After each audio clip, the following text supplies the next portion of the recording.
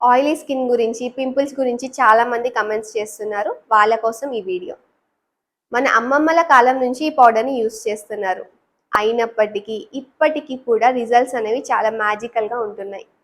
Hi! నేను doctor మల్లిక. ముల్తానీ మట్టి.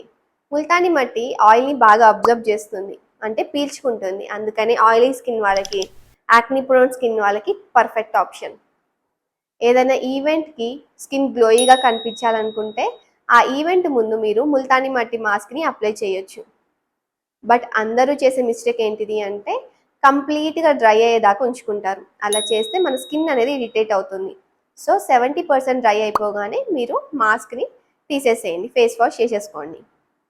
Mask తీసిన వెంటనే ఖచ్చితంగా మాయిశ్చరైజర్ అనేది మీ స్కిన్‌కి అప్లై చేసుకోవాలి.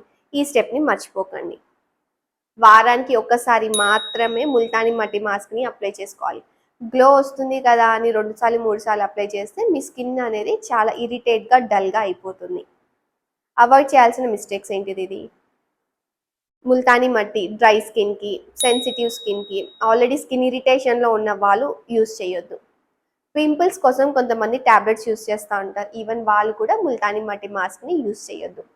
సో, ఈ మాస్క్‌ని కరెక్ట్ వేలో యూజ్ చేసి మీ ఫేస్‌ని చాలా గ్లోయీగా, చాలా హ్యాపీగా ఉండేలాగా చూసుకోండి. Thank you.